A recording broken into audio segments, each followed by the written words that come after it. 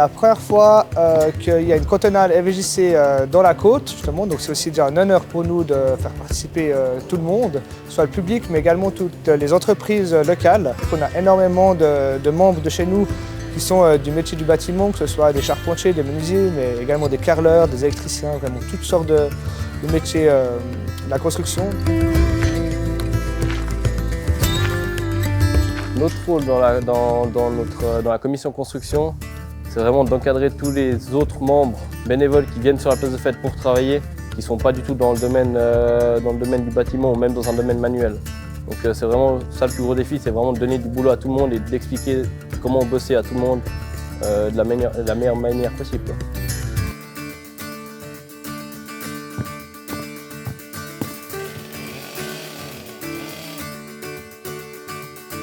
Je m'engage autant dans la cantonale parce que c'est une expérience de vie. On dit souvent on fait ça qu'une fois. Et c'est vrai que c'est tellement énorme et ça demande tellement d'investissement de manière bénévolat qu'en fait, on se dit c'est maintenant ou jamais. Puis une fois qu'on s'investit, on crée des amitiés, on fait des connaissances, on apprend des choses et puis c'est ça qui nous pousse aussi à rester dans l'aventure et à aller jusqu'au bout. Traditionnellement dans un giron et donc dans une cantonale, il y a un bar central qui s'appelle la tonnelle. Pour ravitailler, c'est un peu différent que tous les autres bâtiments.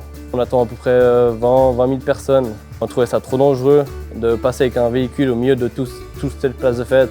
On a construit une passerelle où il y aura un petit véhicule qui va passer sur la passerelle, donc vraiment qui va arriver dans le centre de la tonnelle.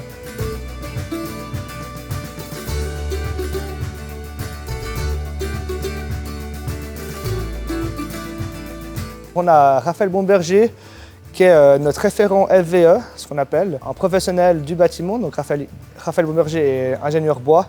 Donc mon rôle en tant que représentant FVE, c'est en premier lieu soutenir les jeunes lors de leur construction, à leur apporter conseils. Actuellement, à la cantonale 2024 à Givrin, je crois qu'il y a à peu près 4-5 charpentiers, donc ils ont déjà une bonne base pour évoluer seuls. Et puis moi, je suis vraiment là pour leur donner un soutien derrière et puis leur faire 2-3 petits calculs pour des dimensions de poutres. Donc, ce qui englobe aussi la sécurité au travail lorsqu'ils doivent mettre en œuvre le bâtiment. Quasiment tous les bâtiments qu'on a ici, c'est des poteaux en rondin qu'on plante à environ entre 1 mètre et 1,50 m dans le sol, qu'on vient retasser autour. Et puis après, la construction qui vient dessus, c'est du bois équarri, comme on appelle ça. Ils arrivent avec moi, donc avec leur plan général de la fête. On parle bâtiment après bâtiment et donc le bâtiment il me donne une dimension de base avec si c'est en 2 étages ou en étage. Et par rapport à ça, moi je travaille directement en amont avec eux et je fais justement ce concept statique qui permet d'optimiser le bois, les poteaux à planter et puis d'avoir une optimisation aussi d'hauteur pour pouvoir avoir un levage aisé des constructions.